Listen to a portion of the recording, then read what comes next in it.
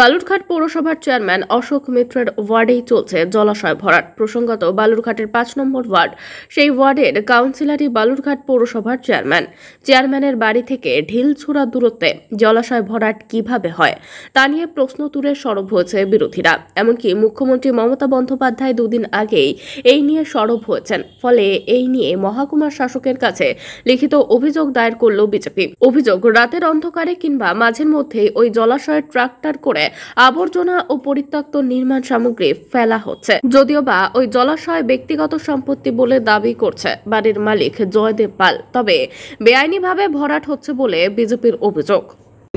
যেমন তারপরে আমি ইন্সপেকশনে আসি এবং এখনো পর্যন্ত টিল নাও মিউনিসিপ্যালিটির কাছে কোনো অবজেকশন আসেনি, কিন্তু আমি যখন শুনতে পেয়েছি, জানতে পেরেছি, আমি এসডিও সাহেবের কাছে কমপ্লেনটা নাকি জমা পড়েছে। এসডিওর সঙ্গে টেলিফোনে কন্ট্যাক্ট করি এবং উনার কাছ থেকে সেই কপিটা আমি হোয়াটসঅ্যাপ নেই, অফিসিয়ালি আমার কাছে এখনো আসেনি এবং নিয়েই তৎক্ষণাৎ আমি এখানে আসি। সাথে আমার অ্যাসিস্ট্যান্ট ইঞ্জিনিয়ার এবং এসআইরা যারা আছেন তাদের কাছে এসে দেখলাম, আমি শুনলাম এবং যিনি কাজটা করছেন তার পেপারসপত্র দেখলাম। তো আমার যিনি ইঞ্জিনিয়ার আছেন, অ্যাসিস্ট্যান্ট ইঞ্জিনিয়ার, উনি, আপনি আসুন। অ্যাসিস্ট্যান্ট ইঞ্জিনিয়ার যেটা দেখলেন, যে কাগজপত্রগুলো দেখলেন, তাতে উনার বাড়ির পাশে যেখানে সামান্য কিছু ফেলেছে সেই জায়গাটা উনি পর্যায়ে, আপনি কি দেখেছেন? রাস্তা দেখেছেন। অ্যাকচুয়ালি অনেক নিচু রাস্তা ছিল এটা, এবং সেই রাস্তাতে উনি কিছু ফেলছেন। যেহেতু অভিযোগ আছে, তৎক্ষণাৎ সেটাকে আমি বন্ধ করে দিলাম, উনাকে পরিষ্কারই বলে দিলাম যেহেতু অভিযোগ আছে আপনি আর এখানে কোনো কিছু করবেন না। এবং তার পাশে দেখতে পাচ্ছেন আপনারা একটা ডোবা আছে, নট জলাশয়, নট পুকুর, একটা ডোবা আছে এবং এই জায়গাটা একটা বিতর্কিত জায়গা। উনাদের নিজেদের শরিকি একটা গন্ডগোল রয়েছে, আপনাদেরকে আমি গতকালকেও বলেছিলাম।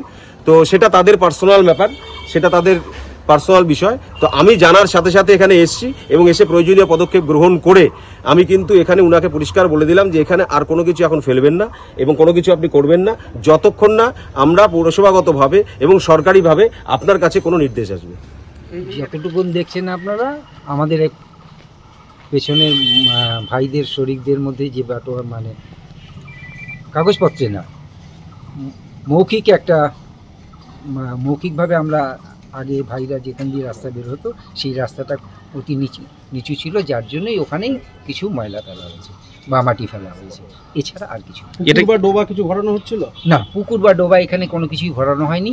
এখানে ডোবা হিসেবে আমাদের এখানে হয়েছে এখন কাগজপত্রে। যারা আমি এই জমি যাওয়ার বিষয়ে আমি একেবারে একদমই অনভিজ্ঞ, আমি থাকিও না এখানে।